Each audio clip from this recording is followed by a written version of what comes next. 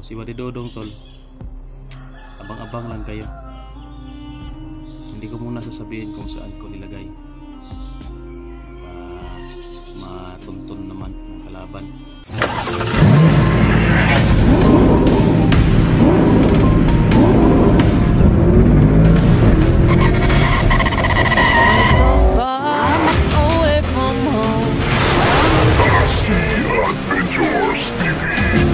So yun tol, isang mapagpalang araw po sa ating lahat, no.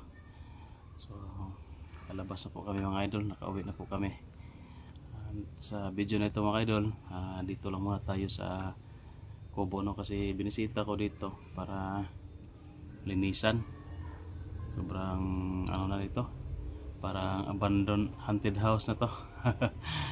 So yan, gusto ko lang magpapasalamat po, no, sa lahat po ng sumusuporta po sa amin doon sa exploration namin, at sa lahat-lahat po, no, sa mga admin natin. Maraming salamat po sa inyong lahat sa walang sawang pagsuporta po sa mga video namin, no? Sa mga sumusubaybay. Ano ba to? Maraming salamat po sa inyong lahat. Dito ako mga idol kasi na-miss ko yung kubo. Wala nang tao dito at medyo ano na, tawag dyan, orang nag-haunted house ba, parang tinitira to ng ano dito, jatot. Elemento na yung nakatira dito. So yan, ito yung ano dito gamit. Wala nang mga ano dito yun, kaunti lang yung gamit ni Boy kasi ano, nandoon sa dinala niya kasi doon sa bundok yung pinagtatrabahoan niya ba,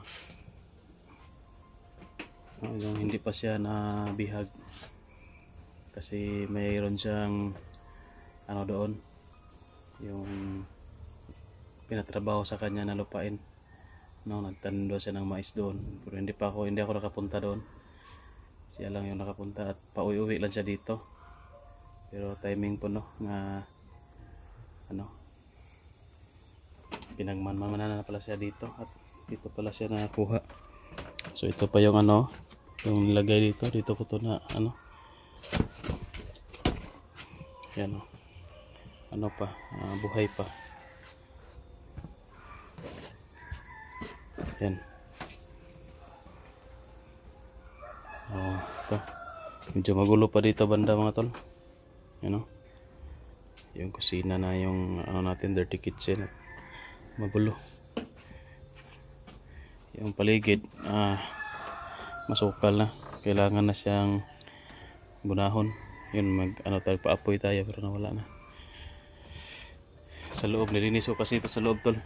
Yan, hindi ko na na-video habang nagpapahinga, so nagbibideo na ako. So yan, sa mga nag-aabang po ng update kay Buddy Dodong, abang-abang na po kayo, baka ma-update natin. Sa tingin ko hindi siya pwede na dito patirahin kasi alam na to ng mga kalaban natin na location na ito at delikado. Lalagyan ko lang to ng bakod kasi dati nilagyan ko rin to ng bakod nung pag-alis namin, no, sa exploration. So ngayon, bago ako aalis dito, lagyan ko to ulit ng bakod, no, kagaya ng bakod na nilagay ko doon sa bahay.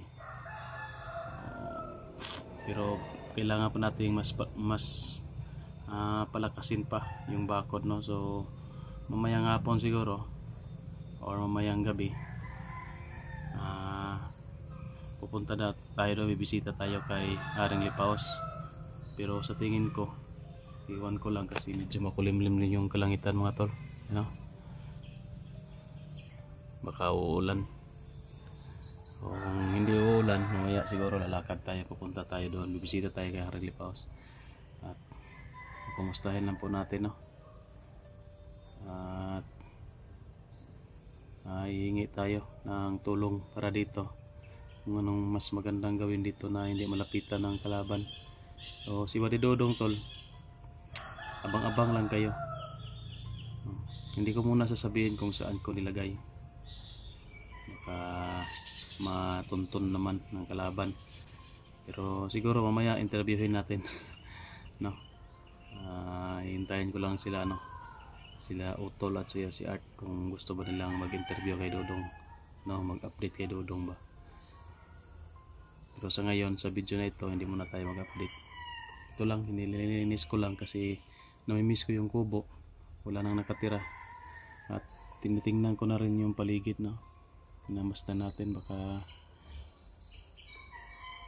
may mga umaligid-aligid pa ba, o siguro dito ko mamaya matutulog, no, magpahinga. Magmamanman din tayo dito. Sarap sana dito tol, magpahinga kasi sobra tahimik, no, sa bahay kasi may maraming kapitbahay, tapos ang daming daming ingay, mga tunog ng motor, mga sounds, may mga bata pa, no, yung mga usapan ng mga kapitbahay maririnig mo pa. Tsaka doon, igang tawag dyan sa Bisaya, igang. Hindi ka kung matutulog ka, papawisan ka. Masarap dito, malamig, presko yung hangin na dito, malanghap. Kasi para rin tayong nasa doon sa kabundukan ba, no, yung paligid yan. Ito yun, ingay ng motor, umabot na yung ingay dito. Lalong lalo na yan doon yan dadaan sa bahay ko, kasi yung bahay ko mga 5 meters lang, wala na, kalsada na, mas lalong maingay doon. O dito yung maririnig mo dito, ingay ng ibon, kambing, manok, ano pa, ganun lang, parang nature lang.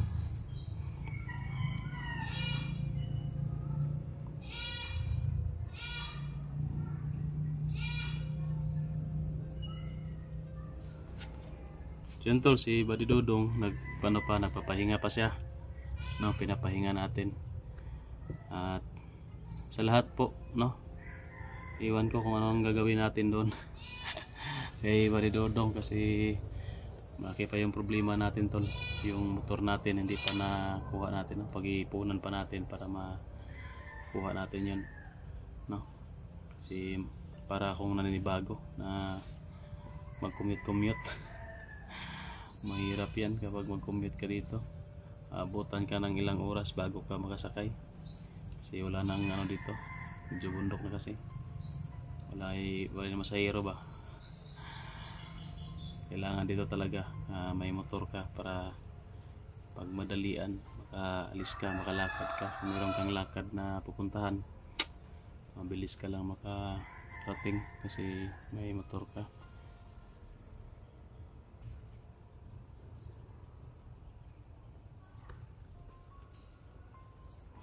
Tol, may katol pa dito pero wala na, expire na. Ito pa, panglinis natin yan.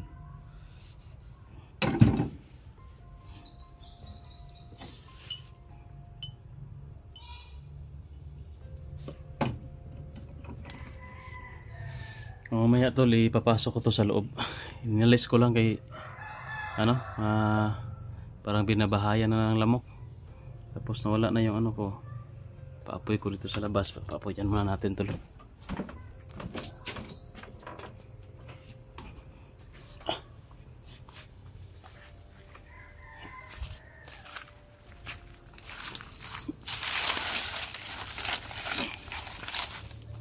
Wala na, wala baga no.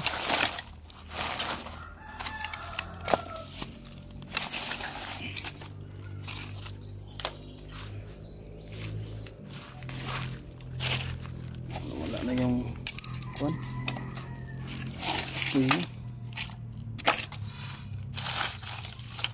haling na punta ni ron.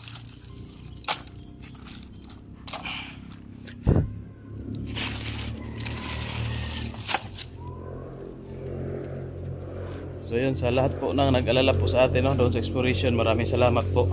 At ito, nakalabas na po kami ng bundok. Sobrang pagod doon tol, takbo, lakad at sobrang panganib, pero nagpapasalamat pa rin tayo kahit na ganun yung sitwasyon natin doon, ay pa rin tayo, nakalabas pa rin tayo doon ng ligtas. Ano na lang, babalikan lang namin si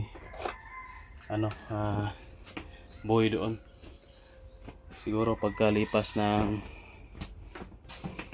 tawag dyan Holy Week. Kalipas ng Holy Week tol, natin, ayan, gumagana pa pala yung dito, solar.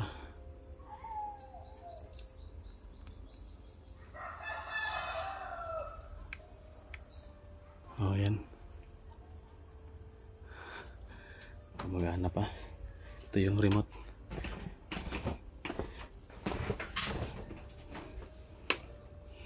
Nais ko sana tol dito ilagay si Dodong, kaso lang medyo mapanganib pa.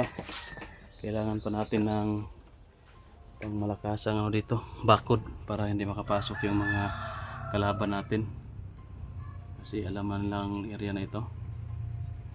At kailangan ko pang magmanman doon sa bahay, kasi baka yun naman pamilya ang susunod, no? Mahirapan tayo. So yun, shout out na lang sa mga admin natin, kay head admin, no, Daphne Agriam, kay admin Rose ni, kay admin Tess, kay admin Maria P, Aime, admin Disilin, admin Lia, yan. Sino pa ba mga admin natin dyan na hindi natin mabanggit? Hirap, no? Makakalimutin na kasi tayo. Shoutout na rin kay Ate Dalinchoy, yan, kay Windy, kay Juvi De Leon, yan, kay Ma'am Eleanor, yan, shoutout. Kay Ma'am Bibi Cores, yun, shout out. Sino pa ba yung mga natin? Yun, makakalimutin na kasi tayo tol. Ito nakapagdala ng listahan. So ito na yung sitwasyon sa kubo ngayon tol. Nilinis lang natin para hindi ito pamamugaran ng mga ahas, no?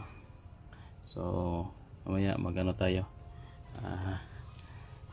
patuloy natin yung paglilinis mamaya dito. Ito, lilinisin pa natin to kasi medyo makalat talaga, you know. Nagaling-haling ni si Buhay dari sulod, may panggatong pa siya doon, no? Ito pa, magaunon pa, tapos yun, nagkalat pa yung niya dito, yung area niya dito, medyo makalat. Saka yung paligid tol, maulan kasi, medyo basa pa, hindi natin pwede pang maguna, kay pilit pa kayo.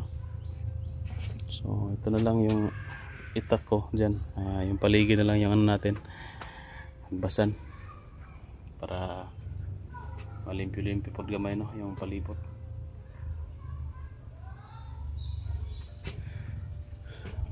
Nawala yung yung duyan ko kasi tinanggal ko yung duyan dito. Ibabalik ko yun dito para dito ako magduyan-duyan. Pag safety na dito tol, dito natin ilagay si Buddy Dodong, no? Pag safety na, siguro kami dalawa dito para safety talaga. Kami dalawa yung maninirahan dito.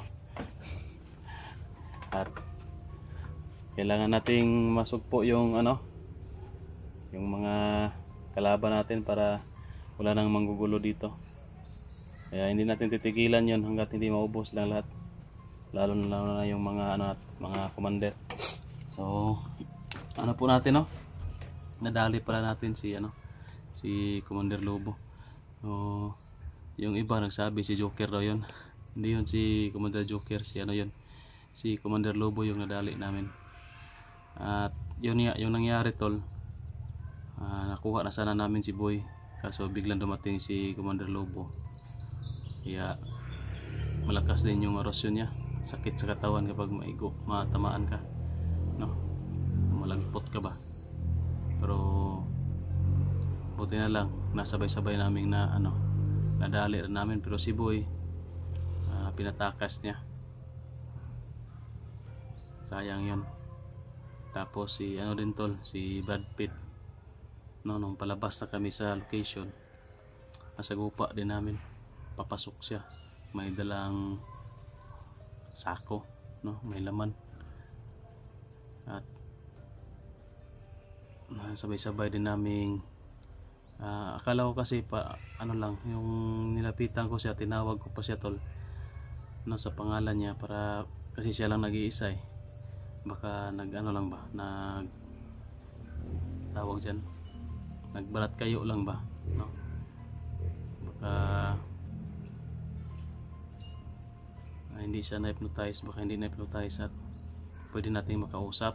Pero yun, hindi na tayo kilala, bigla natin tinira ng orasyon. Masakit pa rin yung mga orasyon niya tol, no, parang mas lumalakas pa yung mga orasyon niya, kasi pag matamaan ka, mo talaga, mafe-feel mo talaga ang sakit.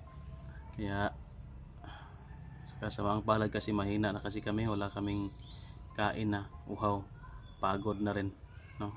Kung pagod yung katawan mo, mahina ka, mahina rin yung lumalabas na mga orasyon mo, no. Depende kasi yan sa lakas mo, physical lakas mo. At pag bitaw mo ng orasyon, manghihina ka kasi. Ayun, katakas na naman, biglang nawala, parang nagtagulilong ata yan, pero wala na talaga doon sa paligid. Pero sige lang tol, may araw din yan sila, natin yan titigilan. Ang problemahin lang natin dito yung sitwasyon ngayon ni Balidudong. Ito muna yung problemahin natin, at yung problema ko din, no. So kailangan pa nating maghanap ng tol, ng ma-sideline na trabaho ngayon para may panggastos tayo, kasi ilang linggo din tayo na nawala, mahigit ata 1 linggo o 2 linggo. Wala tayong income, saka matagal pa yung sahod sa YouTube, pero lang naman yung sahod natin, konti lang.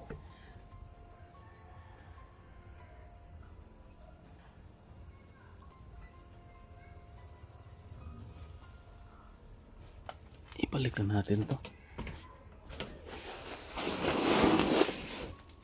Hindi ko kasi mabitawan yung cellphone kasi walang lagikit, no?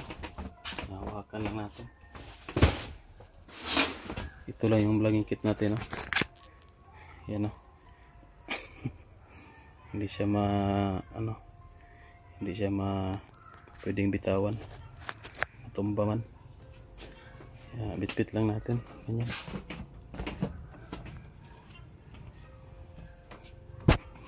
Sarap dito magpahinga. Siguro mamaya dito tayo magpahinga, kung may lalakarin pa kasi ako.